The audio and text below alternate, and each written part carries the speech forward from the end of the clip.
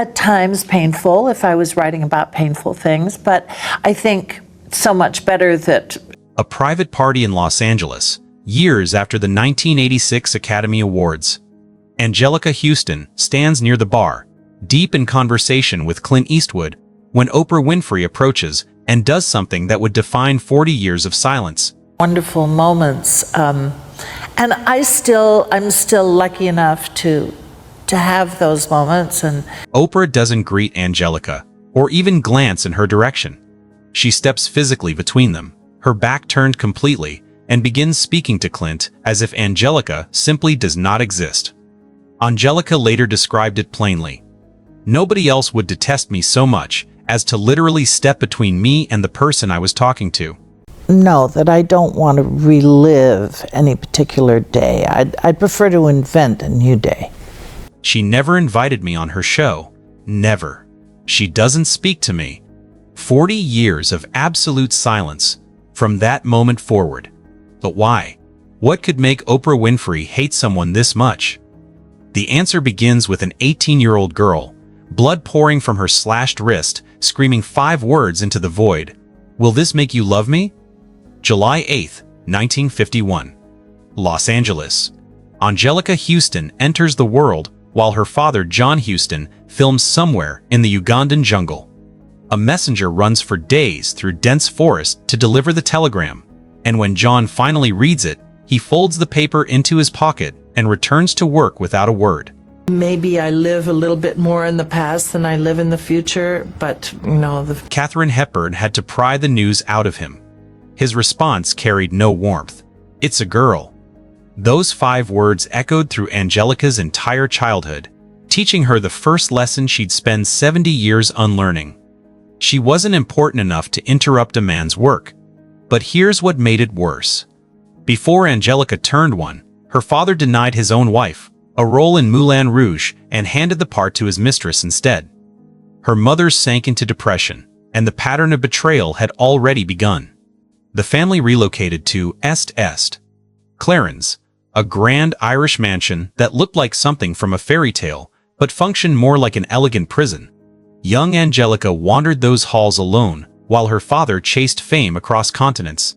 She developed a habit that revealed everything about her loneliness, spending hours staring at her own reflection, because the mirror offered the only place where someone actually looked at her. "My best friend was the mirror," she admitted years later, and the weight of that confession cuts deeper than any Hollywood scandal. At 12 years old, her father discovered she'd been practicing a sensual dance. John Huston slapped his daughter across the face hard enough that she feared him from that moment forward. The man whose approval she desperately craved had taught her that seeking attention brought punishment. Then came Zoe Salas, a teenage friend Anjelica adored. One afternoon, John gathered the family to share what he called wonderful news. Zoe was pregnant, and the father was John Huston himself. Her friend had been sleeping with her father, and the baby would be Danny Huston, her future half-brother. Anjelica stood frozen while her father smiled, announcing the betrayal like a celebration. January 1969 arrived with a cruelty that would reshape everything. Her mother had grown distant over the months, but on this particular night, something shifted between them. They talked for hours, sharing tears and embraces in a way they hadn't managed in years, and Anjelica went to sleep feeling closer to her mother than ever before. I think public displays of affection are really nice. Those would be the last words they ever exchanged. The next evening brought news that shattered her world completely. Her mother had died in a car accident in Dijon, France, gone at 39 before Anjelica could say goodbye. And now the 18-year-old had to sit down with 4-year-old Allegra and explain that mommy wasn't coming home, that mommy was never coming home again. What nobody expected was how quickly the predators would circle. Weeks later, still drowning in grief, Anjelica arrived at Harper's Bazaar for a photo shoot. The photographer was Bob Richardson, 42 years old, married, brilliant behind the camera, and deeply unstable from untreated bipolar disorder and schizophrenia. During that first session, he made her cry, then promised he'd leave his wife, that they belonged together. At 18 years old, Motherless and desperate for someone to fill the void her father never occupied, she believed every word.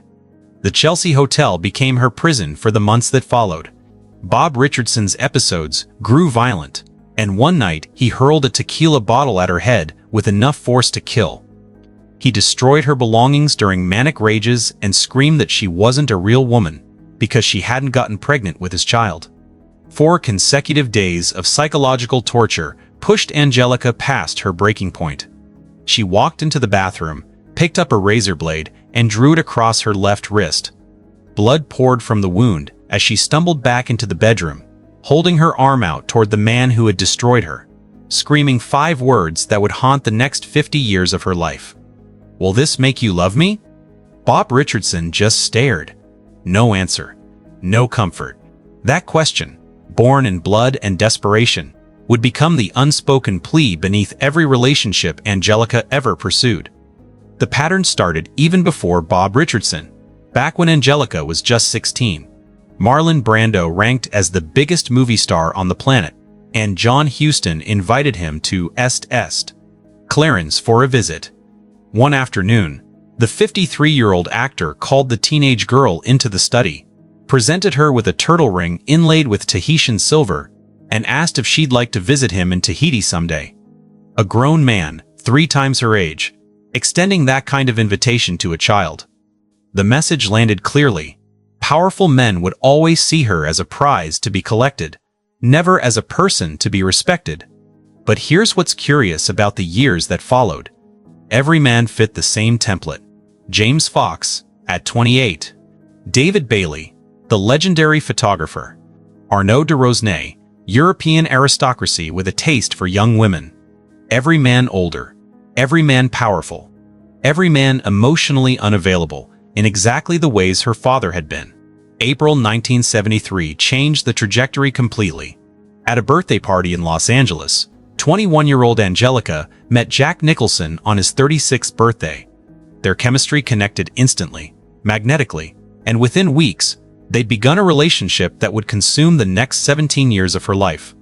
Jack embodied everything John Huston had been: charming, talented, wildly successful, and completely incapable of fidelity. Days after Anjelica left for a work trip to London, a friend confessed the truth, that she'd slept with Jack just hours after Anjelica's plane took off. He apologized, promised change, and Anjelica forgave him because that's what she'd learned to do. Accept crumbs and call them love. What came next revealed the depth of her self-protection. Whenever she found another woman's jewelry in Jack's house, earrings on the nightstand or a bracelet in the bathroom, she would wear it around town, waiting to see if anyone approached to claim it. Nobody ever did. March 1977 brought a scandal that would follow Anjelica for decades.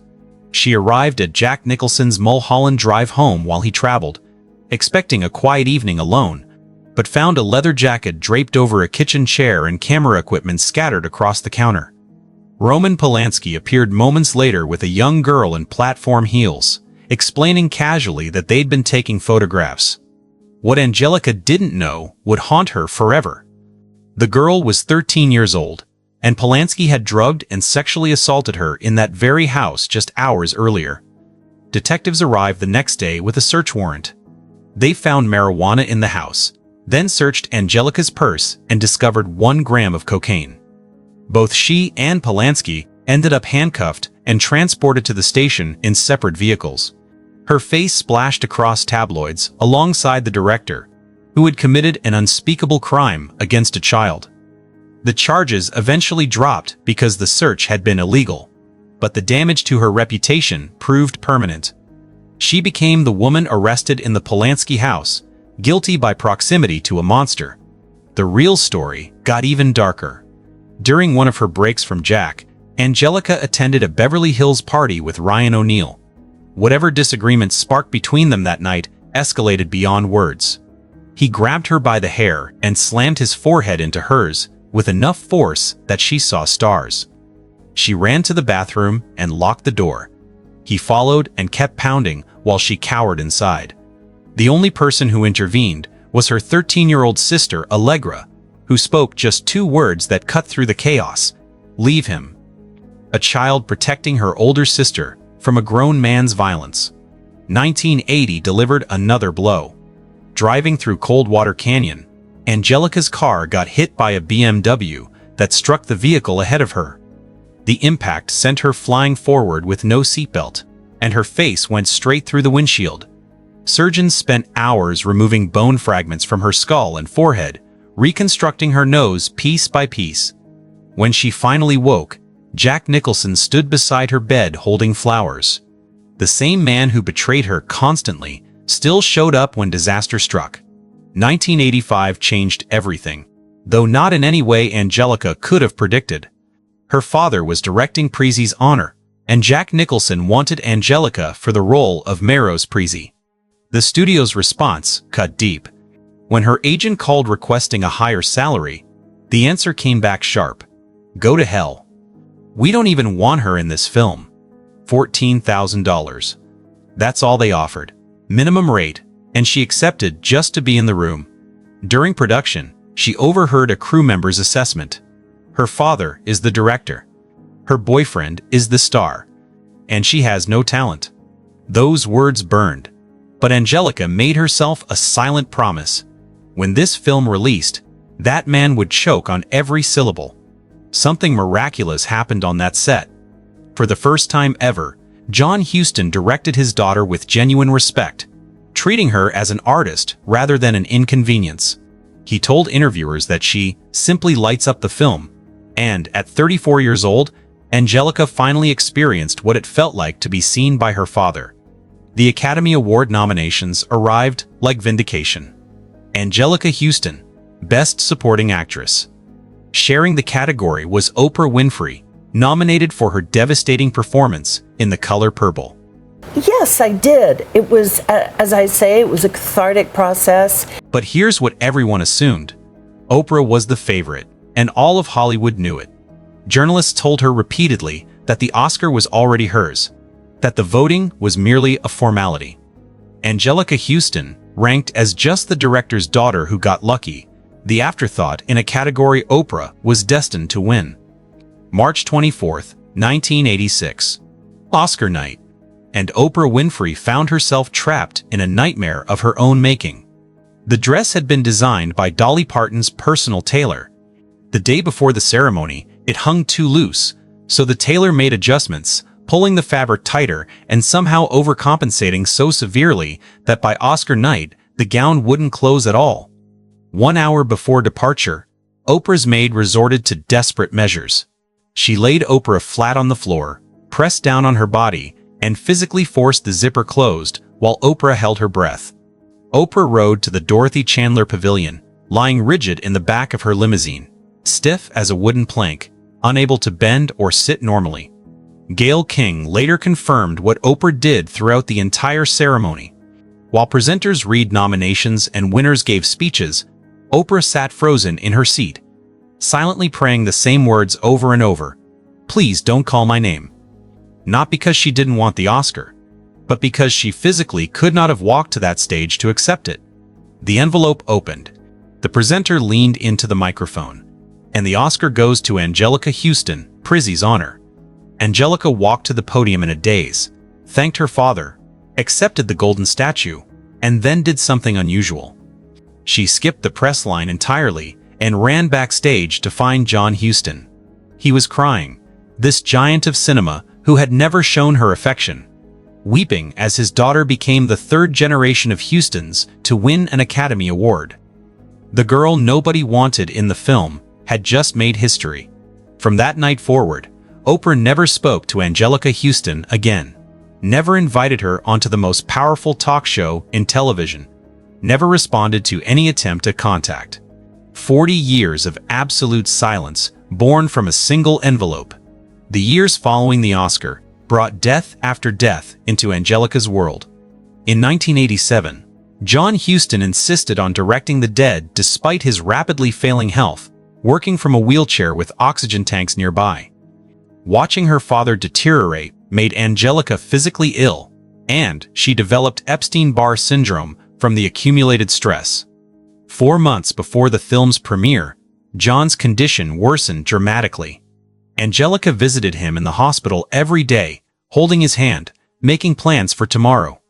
One evening, she kissed his forehead and promised to return in the morning. He died before morning came, 81 years old, and the question she'd been asking since childhood remained forever unanswered. The End with Jack arrived in 1989, delivered casually over dinner like a weather report. Between courses, Jack announced that someone is having a baby, and the someone was Rebecca Broussard, not Anjelica. Here's what made it devastating. Anjelica had spent years trying to conceive, only to discover she had endometriosis, a condition that had stolen her fertility without her knowledge. Now she sat across from the man she'd loved for 17 years while he told her another woman carried his child. Her response came measured and final. "There's only room for one woman in this picture, and I'm removing myself." Days later, she found Jack at Paramount Studios and unleashed 17 years of accumulated rage. In her own words, she hit him savagely on the head and shoulders, while he ducked and weaved like a boxer taking punishment. She rained punches until her arms tired, and the next day, Jack called to report the damage. "Damn, Toots, you really got me. I'm covered in bruises." Her reply carried no apology. "You're welcome, Jack. You deserved it." After decades of men who destroyed her, Anjelica finally found Robert Graham in 1992. He worked as a sculptor, quiet where others had been loud, present where others had been absent. He built her a 3-story house in Venice, California, designed specifically around who she was rather than who he wanted her to be. 16 years of peace followed, the only sustained peace Anjelica had ever known in her entire life. Robert's death in 2007 from complications of rheumatoid arthritis ended that peace forever. She sat beside his bed during those final months, watching the only man who truly loved her slip away. The funeral took place at the Cathedral of Our Lady of the Angels in Los Angeles, and in a detail too poetic for fiction. The massive bronze doors of that cathedral had been designed and created by Robert Graham himself. He was mourned in a space his own hands had built. Anjelica never sought another relationship after that. The one person who answered yes to her lifelong question was gone. In 2019, doctors delivered a diagnosis she shared with no one: cancer. For 6 years, she underwent treatment in absolute secrecy, telling neither friends nor family.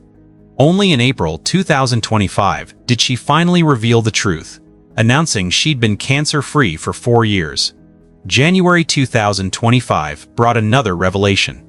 Los Angeles was burning, fires consuming entire neighborhoods, and Anjelica was evacuating her ranch with 3 dogs, 2 cats, and her housekeeper when her phone rang.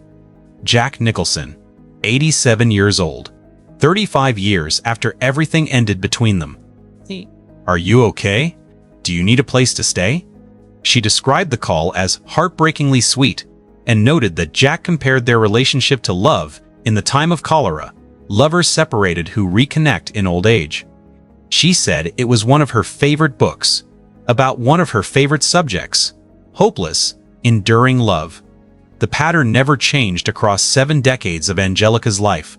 At 18, blood streaming from her wrist, she screamed that question, and Bob Richardson stood silent. John Huston never answered either, not through decades of distance and that single slap across her face. Jack gave her 17 years and a borrowed bracelet, the one Frank Sinatra had given Ava Gardner, but never gave her what she truly needed. Ryan O'Neal responded with violence. Hollywood responded with, "She has no talent." And when Anjelica finally proved every critic wrong, when she stood holding an Oscar earned against impossible odds, Oprah Winfrey responded by turning her back for 40 years. The real reason runs deeper than a single lost award. Anjelica represented everything Oprah had spent her life fighting against: the privilege of a famous name, the connections of Hollywood royalty, the appearance of having everything handed to her on a silver platter. Oprah came from poverty so severe and abuse so profound that her rise remains one of the most remarkable stories in American media. She lost that Oscar to someone who looked, from the outside, like she'd never struggled for anything in her entire life. But here's what Oprah never knew. Anjelica also came from abandonment.